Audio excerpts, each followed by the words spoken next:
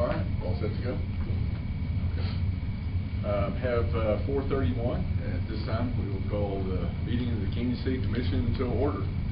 And with that, haven't asked anyone, but Mayor Pro Tem, would you lead us in prayer, please? Sure. You want to pray with us? Dearly Father, Lord, we just thank you so much for all that you do for us. Father, we just pray for rain for our area as we need it so badly. Father, we thank you for the continued protection of the men and women that work for the city of Canyon and also for our citizens, Father. Father, just be with us tonight as we make decisions about the future of our city. And Father, forgive us when we mess it up. In Christ's name we pray. Amen. Pledge allegiance. I pledge allegiance to the flag of the United States of America and to the republic for which it stands, one nation under God, indivisible, with liberty and justice for all.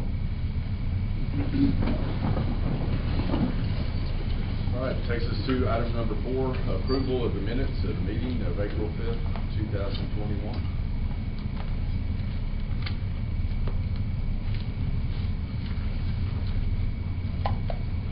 Entertain the motion. Mayor, I move that we approve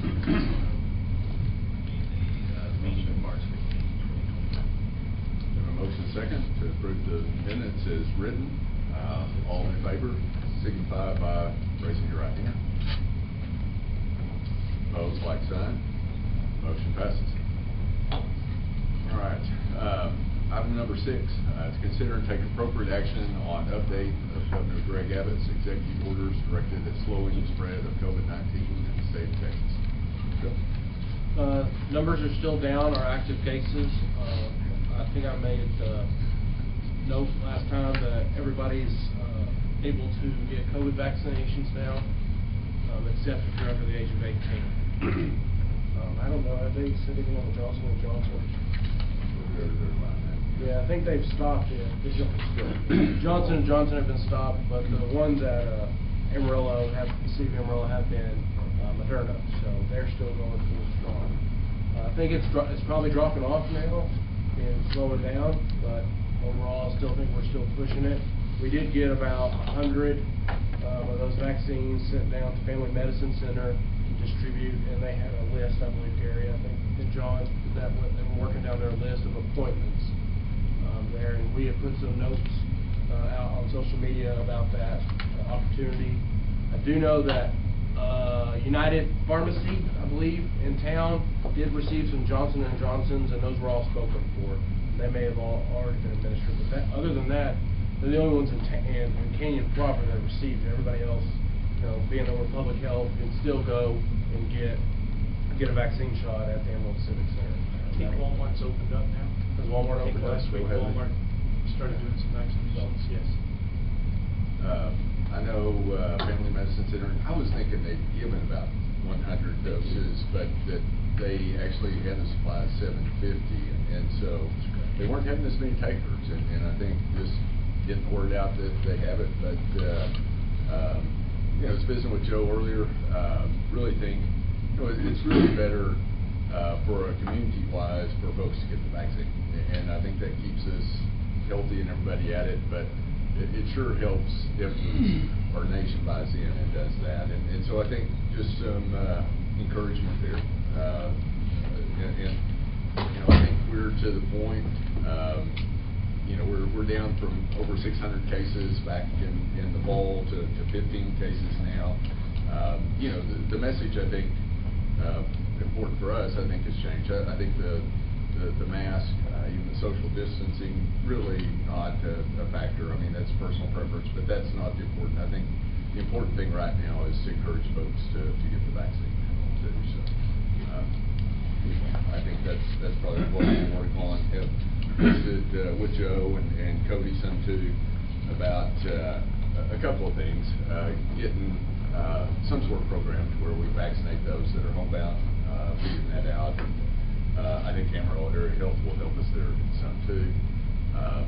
But then the possibility of maybe having some sort of a clinic here in Canyon. Well, we've started on homebound route, talking to Ken's on Gills, and Mr. Burns has been in those communications. good thing is all the assisted living places have been done, and so those are done, and they were done early. So John will continue to communicate with the local people to see if we can see if there's anybody interested that cannot get out of their home. I think at the last city commission meeting in Amarillo, they're starting to look at their exit plan for the community center. They're starting to figure out what that looks like with them coming out. Their comments were associated with doing mobile vaccination clinics and doing those type of things. So I think that's the things that they're talking about now. So soon, I bet we'll see that in the next 2 to 3 weeks. We'll see where they're starting to roll some of that out. 1,200 a day, and so they were seeing a steady decline. All of the nurses that were brought in that were working from other parts of the state that were serving there, they've all gone home. That whole service is over now. It's just locals.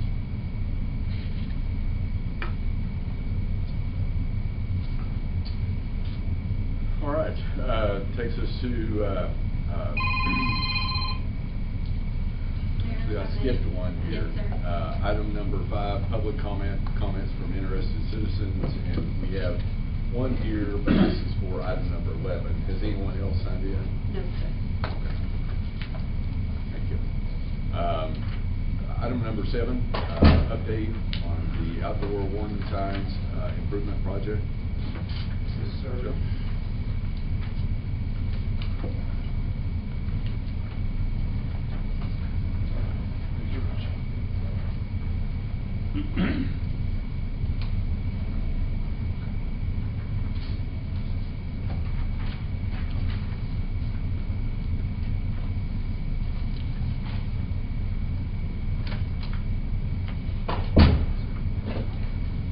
I've got a map here, you guys. Dennis, do you have a map on here? On your flash drive of our sirens? Can you put that in? We'll bring it up on screen for the public. This is the most recent one we got from Amarillo OEM.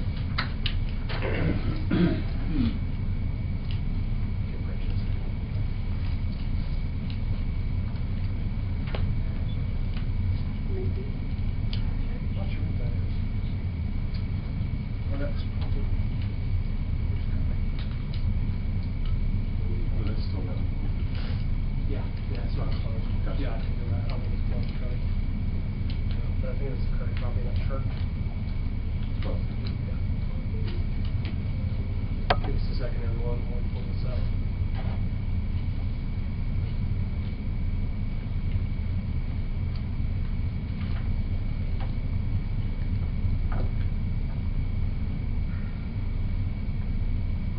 Which one? That one? Go to the next one, outdoor siren that says street horn.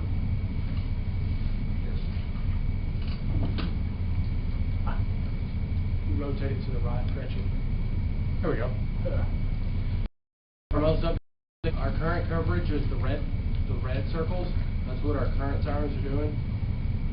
Ultimately, we have some shortfalls in there, and our system is on 2 different frequency bands, low band and VHF. And so the commission authorized a few meetings ago to go ahead. We had already budgeted at least 2 sirens in the budget this last budget cycle. However, staff asked to do an additional 3 more at the last meeting.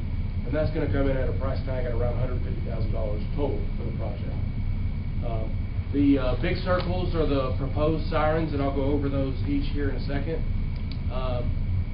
Ultimately, there will be some shifting between the old existing sirens and the new ones. If we do put a new siren up, Dennis and I talked a lot that we will take down the sirens that are no longer going to be in service. So that will be a part of that as well. So they won't have a siren that's standing that doesn't go off. First siren, the kind of pecking order is number 1 and 2. The first one is up at the Spring Canyon Elementary School. We're digging a well out at that site right now. So we've got to have some coverage opportunities, and also that'll allow some coverage in Madison Park, as well as part of northern Hunsley Hills. That's a big siren. It's going to probably be on that school site. We have been very active in communication with Dr. Flushy and Heather out there about that siren. The second one is over on the east side, Gretchen. That little star, that's out on 4th and Hicks Road, intended to serve the Canyon East Edition and all the residents and outdoor areas on that road. So that's those are the top two on our list. Third is going to be the southeast side of town. You can see we have one right there. What street is that, Dan? Is that, do you remember? There's this one at Reeves Hanger Elementary. At Yeah. this point. That one right there, Reeves Hinger. That one we're actually thinking about taking down and moving down to the high school. Dennis and Vince and Max are currently looking at that. We're trying to find a place that has power already, and so that's another one. So we would take the one down at Reeves Hinger there and just move that down a little further south. It's not a long distance.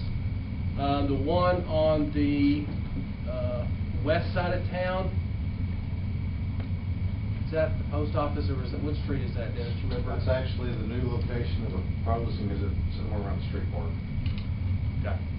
The existing siren is at 4th Street and 8th Avenue. 4th and 8th. Right now. So you moved it a little bit north? Yes, sir. Okay. We cover that other side of town.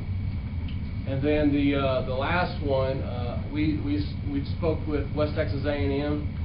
There's one on top of the classroom center, and I asked, I was having a little bit of a shortfall in funds, and I asked them to sponsor 50% of that, and they have agreed. And so we're going to replace one on top of the classroom center, and they're going to assist us with 50%. So an amount not to exceed $7,500. That one doesn't have to be on a pole, so that does have some cost savings.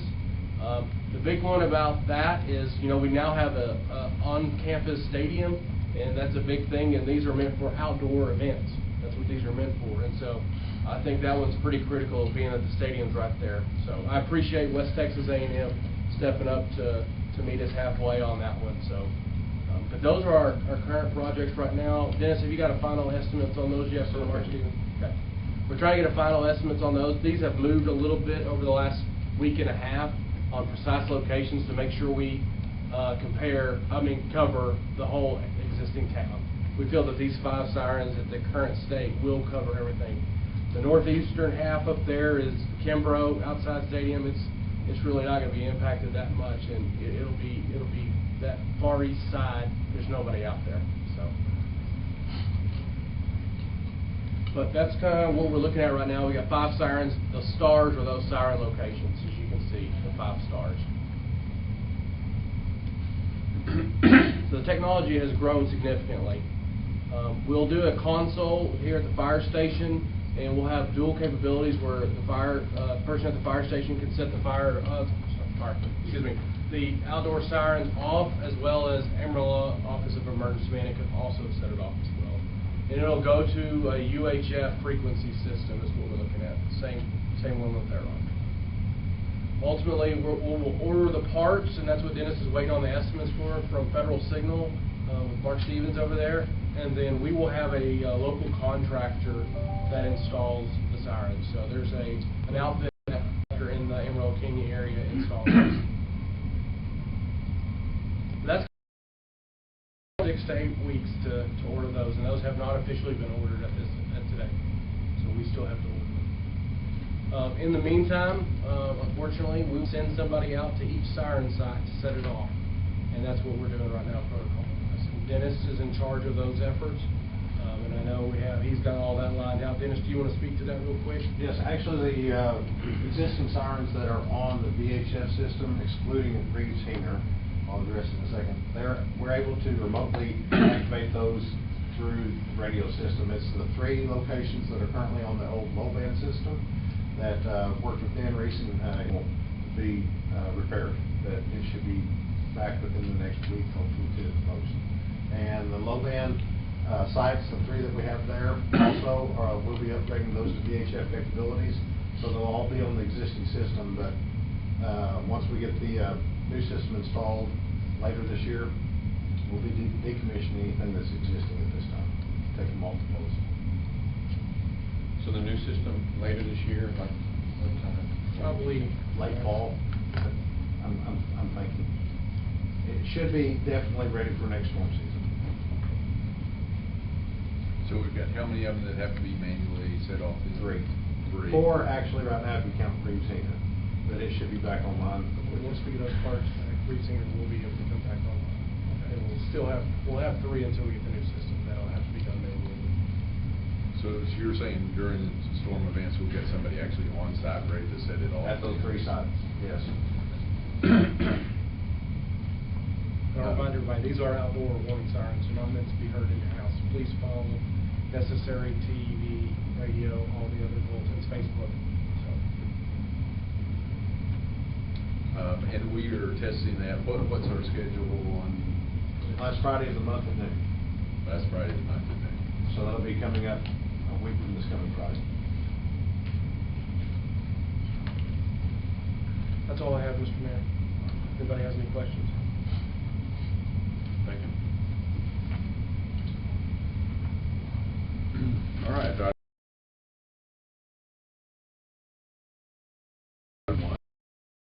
Commission of the City of Canyon approving funding to the Canyon Chamber of Commerce by Canyon Economic Development Corporation supporting. The Chamber has requested $11,500 to help with the cost of the 4th of July event, which is actually on July the 3rd. Be the parade, Fairmont Square concert, fireworks displays, the largest of its kind in the state, and had close to 4 million people come. See if you're paying attention. About 30,000. Just shy of 4 million. Just shy of 4 million, that's a good way to say it. The CEDC has supported the celebration for about the past 10 years. It's one of the largest in the state. We had our public hearing on April 8th and we had no opposition. Questions for me? I think we're all good. Thank you. Unless there's any discussion, it's not an action item. That takes us then to item number 9, the first reading of resolution number 15-2021. The resolution approving a project funding agreement between Canyon Main Street and Canyon Economic Development Corporation relating to funding a 12-month all-inclusive marketing plan for Canyon. This will include digital saturation with 3,360 commercials daily, traditional stack boards, which is a fancy way of saying billboards. These will be placed in consideration with high traffic areas. Advertising the Texas program and Discover Canyon. This will have a double-page ad for Canyon and the West Texas Travel Host, which is placed in travel centers across the state of Texas, as well as in hotels. Main Street is developing a new website and a mobile app. And we're going to redo our pole banners on 4th Avenue and 23rd Street. These will all be patriotic banners. There's 90 of them. Total funding request is $79,600. This will come from the CEDC marketing account. Once again, we had a public hearing on April 8th and there was no opposition. Trash can banners look good. That was it. They're really cool. Y'all seen those? The wraps. Yeah. The wraps Yeah. on the trash cans. Okay, unless there's any other questions for Dawn, rest of the discussion, no action item for you. So, thank you all. All right, item number 10, conduct a public hearing and consider and take appropriate action on resolution number 17-2021, a resolution of the City Commission of the City of Canyon, Texas, adopting the 2021 City of Canyon Hazard Mitigation Plan update. John, looks like you're presenting. Yes, the hazard mitigation plan is something we've been doing for the city for several years. A plan created for our community, which would include CISD as a stakeholder, WT as a stakeholder. And the purpose of this is to go through and look at various issues that can occur here. Various, Joe, help me with the word. Obviously, a hurricane's probably not going to occur in the Panhandle. Yes. So it's we're- not high. We're looking at all the other issues that could occur here, whether that's a tornado, whether that's flash flooding, Wildfire. lightning, wildfire, all of those issues that we would have to deal with here in emergency situations. And so we, as a committee, we go through those. We discuss possible mitigations, things that we can do to prevent those things here as organizations, whether that's WT or CISD or the cities. We develop plans to do that, action items which are associated with that, names that are and responsibilities for that. Once we've done that, we went through and looked at which were those were the most likely to occur. They receive a higher ranking. And so now a plan is developed. It's a plan that we'll review again next year. In 6 months, we can look at it again and say, are we moving forward? Have we done these things? There were items in our previous plan that had been accomplished, so they came off. There were items that were added to the plan. Committee met once, and then were assigned task sheets where they went through and ranked and also put down additional issues that they thought should be added to this. So, Joe's been involved with these before. Yeah, ultimately, we're just trying to make efforts to, if and when we get hit by some type of non-man-made event, typically, that we're ready for it and we're able to mitigate it, just like a duck with water rolling off the back. For example, sirens. Sirens are a mitigating factor to warn people to take shelter. That is a mitigating project. Several things like that. Studying flood-prone areas, things like, looking at different aspects of that. Hypothetically, we had a dam, looking at that. Wildfire has been kind of the big one, we're doing stuff right now. Dennis and his crew are working on doing prescribed burns. That's a hazard mitigation type project. So those are several of the ones we're doing here locally, but this addresses, our vulnerabilities in the community. Where are we going to grow? And through this plan and adopting this plan, it would make us eligible down the road for FEMA grants. Should we apply for those, or should we have an issue? Should we have a crisis? And we would be eligible for those things because we do have a plan.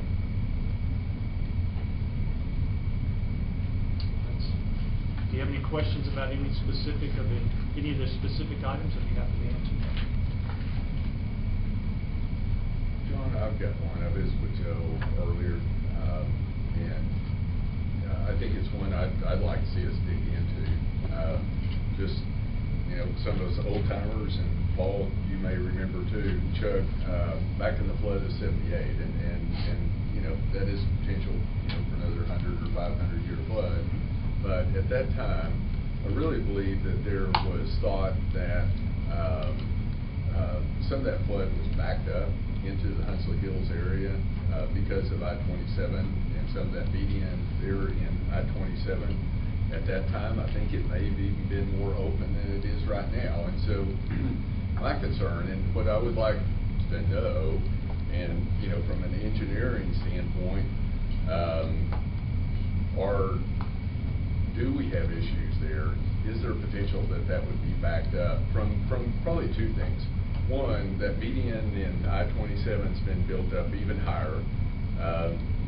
There are places where they've got gaps in that median, but I don't know that that's as much as what it was earlier, and especially with that median built up there.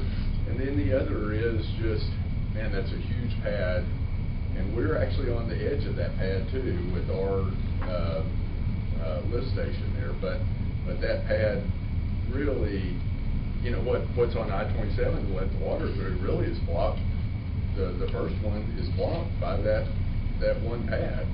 So I guess my question is, do we have structures in the way that are going to make that flooding potentially even worse than what it was back in 1978 because of what's been built there? And I think that's, what that could mean, loss of property, but also loss of lives. I would really like, Corps of Engineer, somebody to give us some answers there. do have some good news.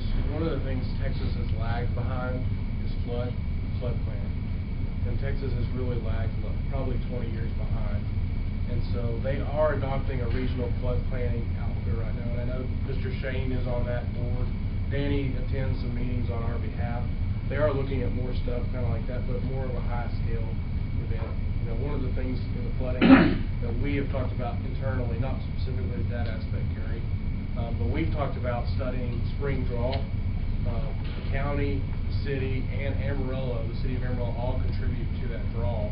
You know, we're talking about that for this flood planning activities, for these mitigating factors too. So specifically on that, related to that road, I can't speak to that.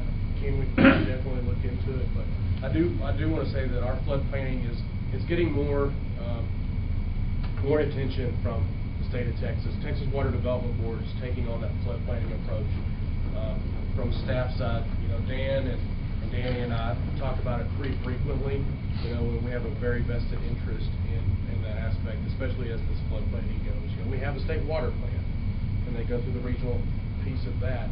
They identify water shortages and projects across the whole panhandle. They're looking at the same aspects on the flood side. So we're just lagging the state of Texas behind as a whole.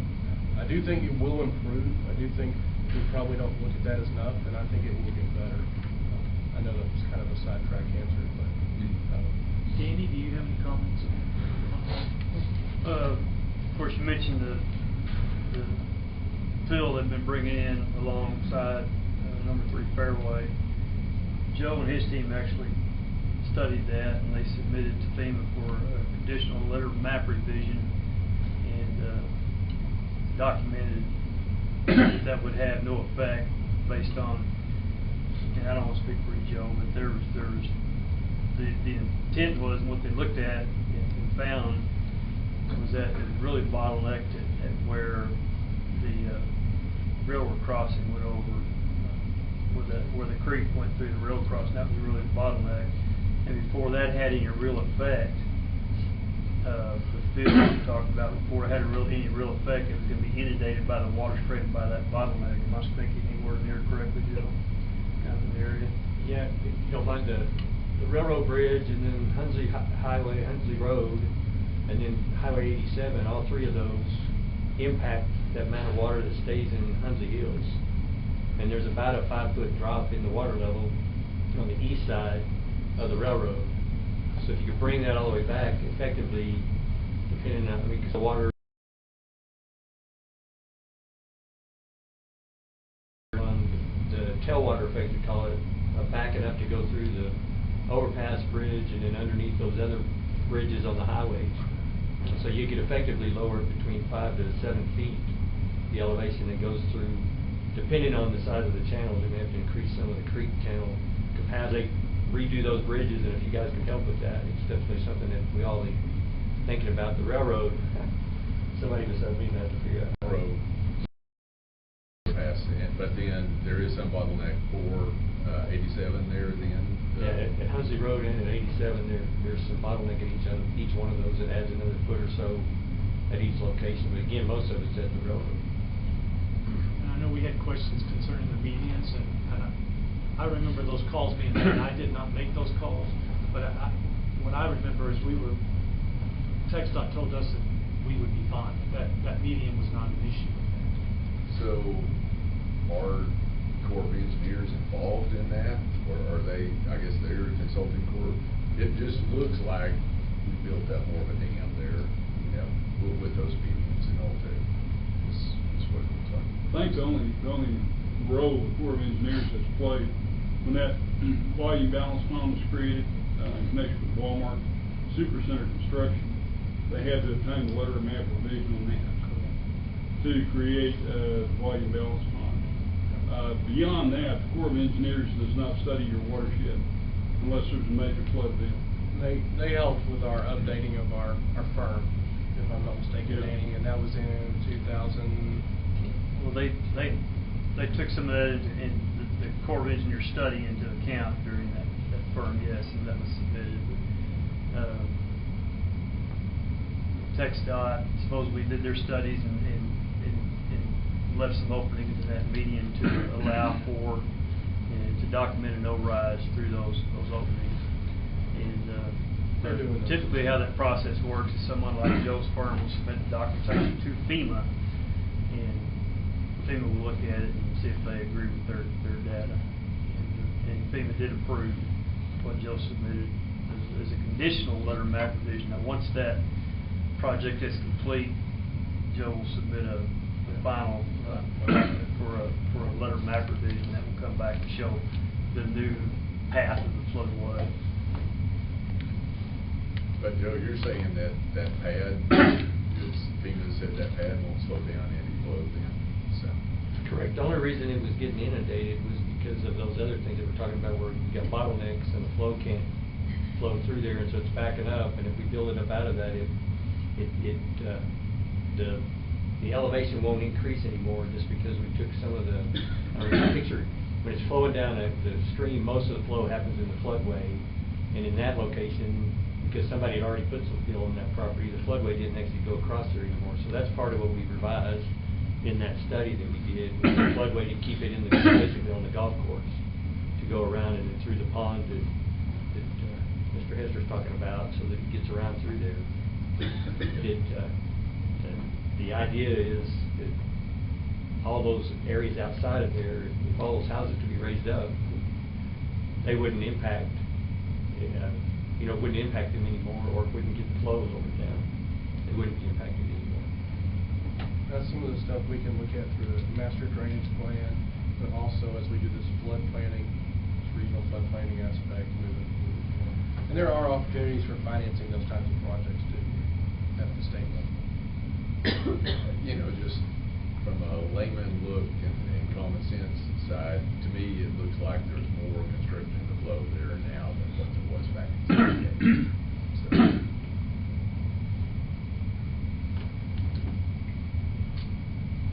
Mayor, we need to have a Okay. Well, we will open up the public hearing. Has anyone decided? No, sir. We will close the public hearing. Are there any other questions on anything else related to the plan? Any other discussion? So the hazard mitigation plan, does it include looking at flooding possibilities? Yes. It's on, go to PDF page 47 on your agenda, maybe, and it goes into some of the flooding details. So that's just one piece of it. Yes, that is definitely one to look at. And we put some vulnerabilities in here, they're cited along here, Russell Long Boulevard, Hospital Drive. We've got several in here. There's culverts, and we try to identify all those that we can that we see as vulnerable. That's on page 48 of your PDF. And we have already basically been approved for this. This has already gone to FEMA, correct, Joe? Yes. And the state would go from Yes. FEMA, and the state Yeah. have already looked at this, and it meets all criteria.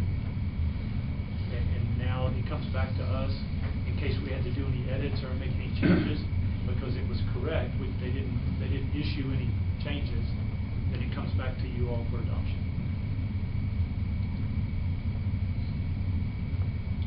Make a motion, we adopt resolution number 17/2021, adopting the 2021 City of Canyon Hazard Mitigation Plan update. Second. We have a motion and a second to adopt the hazard mitigation plan. Any further discussion? All in favor of the motion signify by raising your right hand. Opposed, like sign. The motion passes. Like I said, this allows us to do mitigation grants, having this, and so some of these projects and things that you just mentioned could be eligible for those types of funds. All right. Then item number 11 is to conduct a public hearing and consider and take appropriate action on ordinance number 1137, an ordinance of the City Commission of the City of Canyon, Texas, rezoning a 2.87 acre tract of land in the City of Canyon, Randall County, Texas, providing that the zoning classification be posted upon the zoning district maps of the City of Canyon, providing that all ordinances or parts of ordinances in conflict herewith are expressly repealed, and providing for an effective date. Yes? Mayor, Mr. Shane has presented a zoning request for changing this 2.87 acre tract, as you mentioned, adjacent to I-27. It's currently zoned single family ag, and everything comes in as when it's first annexed. Planning and Zoning Commission did meet last week and voted unanimously to adopt it. We sent out 13 letters to property owners within 200 feet and received one in opposition to the request. You guys have that in your packet. If you scroll on down, you can see Joe submitted an exhibit towards the end of the application showing the area that we're talking about. It's just south of Canyon East Parkway. If you guys remember, this was part of the presentation we brought to you guys regarding Canyon East unit number 9, which turned out to be some single-family suburban and also some planned development for some zero lot line property. And they represented it in part because of the layout of those homes, and in part because of the request for a previous request from Mr. Shane for RC2 commercial zoning. There was some mention at that meeting about a preference towards RC1, which really and truly makes more sense. You guys may be aware that area is mostly RC1. When we annexed that years ago, we zoned that entire area around I-27 was zoned RC1. Still remains, most of that does. And you can see that on that in that exhibit that Joe provided. Scrolling on down, you have our one letter we received in opposition to, and their concerns were traffic and noise, more litter and trash, and businesses located in those close to those residential areas. And a key item I wanted to present,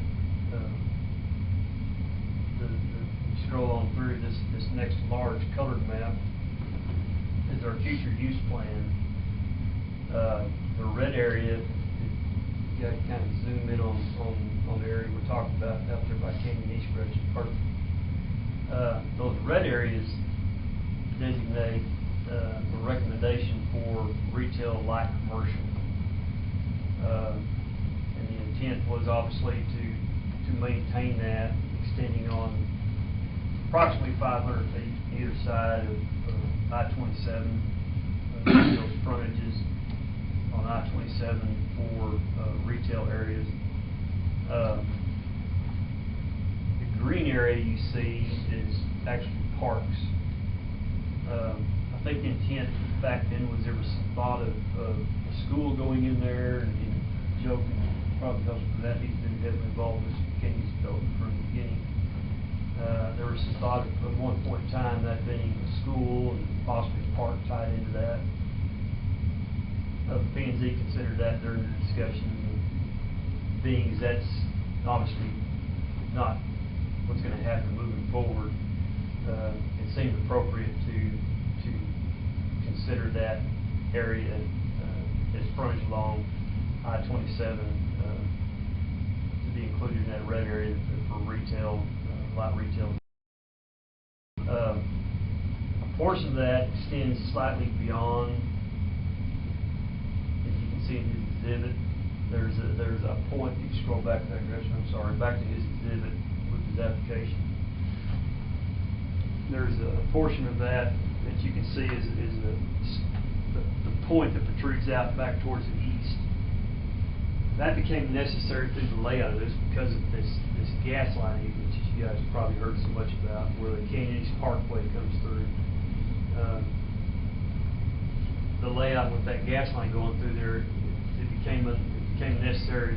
You're either going to have this triangle that becomes a no man's land. It's pretty much undevelopable, or just to include it with Joe's request. Yeah, at this point in time, what he's requesting is just simply the zone change.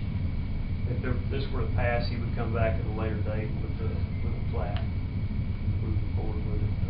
He wanted to reach out, and that's really the extent of my presentation. Joe will give you more details on his plans.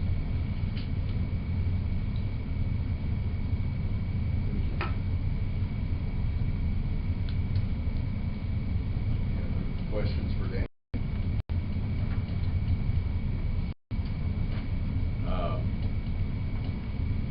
guess we might go ahead and, Joe, if you want to talk about it a little bit. Okay. And then we'll have a public hearing after that. Well, drawing that Gretchen has up here, we did talk about having a school, wishful thinking, and talking to the school district. That would have been when Waters was still the superintendent. And there was a potential that we put a school out here, and that's why we left most of that area that he's talking about, even some of the residential we already put in, as being a park area, because with the elementary school, we'd want to have 5 or 10 acres of park area, and so that's part of why that's shown as green. And again, what Danny talked about, I mean, that gas line runs through there, so we're talking about doing some half-acre tracks over here. What we're basically running into is we're out of sewer, gravity sewer anyway, in the area. And in this area, right now, it's my intention to put an office building on it. And so that's why that's why I'm making the request. I don't own the property yet, and that's why we haven't platted it yet, because I'm not going to buy it if it can't be RC1. But so that's why we wanted that whole property. Now, one of the things that the P&Z asked us the first time we came to, and we changed it from RC2 to RC1, and working with them, was can we get it to where we can come off the interstate? And so we made a request. There's not enough spacing. TxDOT requires 425 feet from edge to edge for driveways, and we only have right about 300 feet. If we put one right in the middle of this property, between where the driveway would be here in the future for the half-acre development, and then where the Canyon East Parkway is now, and they did not allow us to have the variance. We may still go back and talk to them, because a couple guys have changed, so I never know if that'll make a difference or not. But because we would prefer to come off of the frontage road as well. But otherwise, we'll be basically coming where Brandy, there's a drive-in right there that initially when we laid this out, we thought there might be a street similar to Brandy going the other direction if we were able to get sewer, and that didn't happen either. So that driveway's already there, and we were talking about just using it to drive into a parking lot. So that's where we're looking at coming in and out of the facility. You're talking about just a single office. Yeah, and that's something I'm still playing with, how big it'll be, because with COVID, everything's changed. I don't have everybody working in the office, so we're still talking about that. There'll be some other property there that the office won't need, but right now we don't have any plans for that. And again, it's more because of the size. If we take the frontage, which is what we're talking about trying to do, it's kind of hard to get the back part of it. So workshop beside it, yes.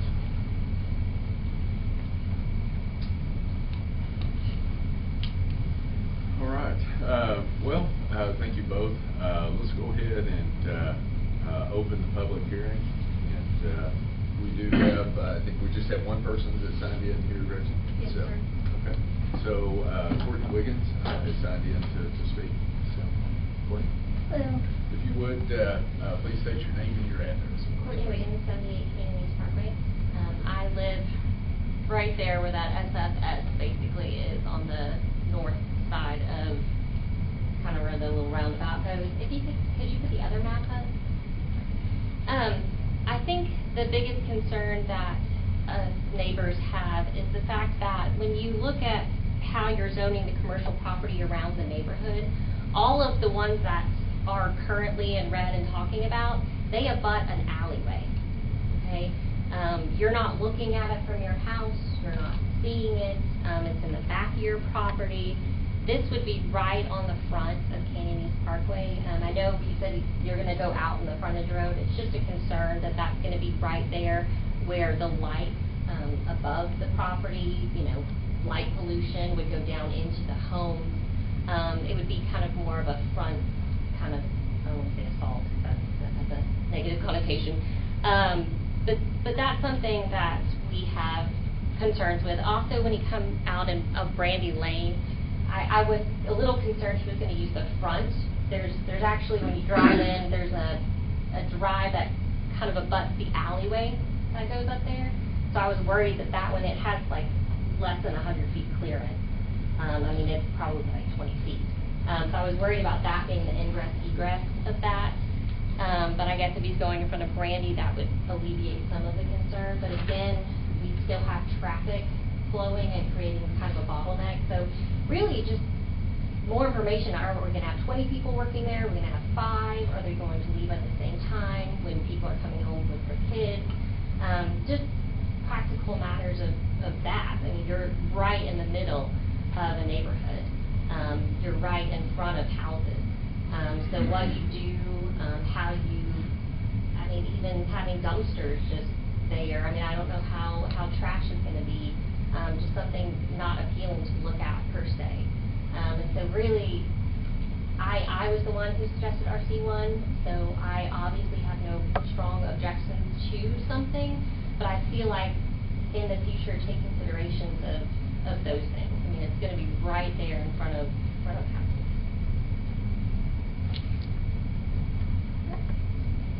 All right, well, thank you, Courtney, appreciate it. Joe, would you be game, I mean, you're looking at the development of it, would you be game to kind of tell a little bit as far as the intent there? I know this doesn't have deed restrictions tied to it, but what intent is and looking at as far as... Well, right now, the last thing I put together, and I told you it's kind of in flux because we're trying to decide if I want to bring everybody back in the office as this COVID's finishing up, or some are still going to be able to work from home because they're being productive. But I was looking at about 3,500 square foot building with up to 15 people or so coming in and out. Ultimately, right now, I don't have that big a group, but that's what we're looking at. And in the question of that, we got people that show up at 7 a.m. and like to get off at 4:30, and some people like me that work out in the morning and come in at 9 and work till 6 or 6:30.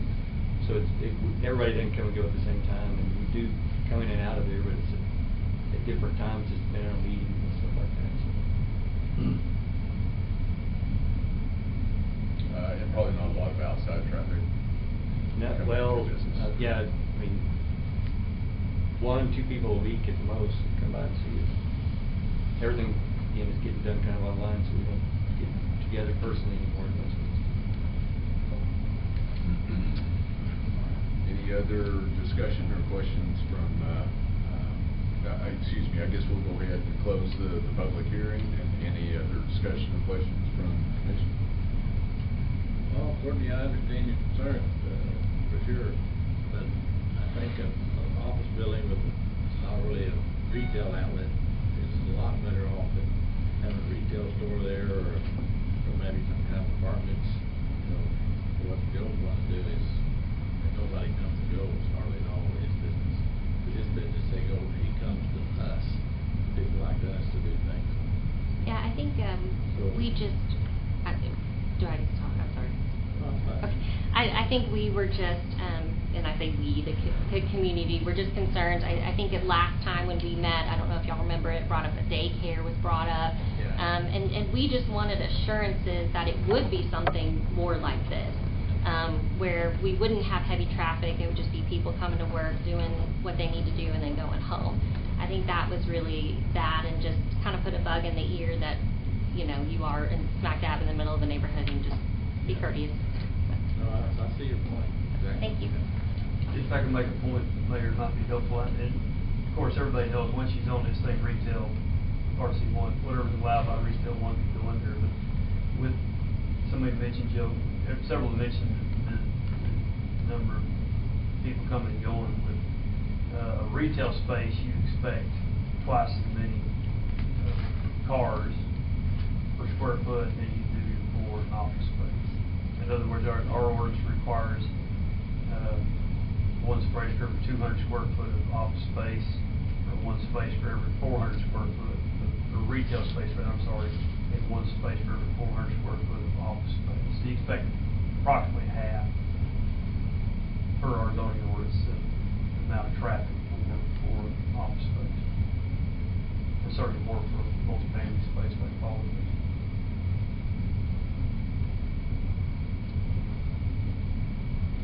All right, thank you. There are no other questions. I would entertain a motion.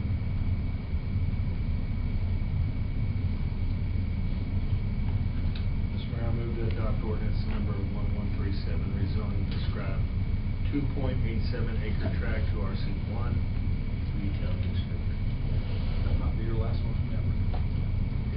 Second. Have a motion and second to approve the ordinance number 1137. Is there any further discussion?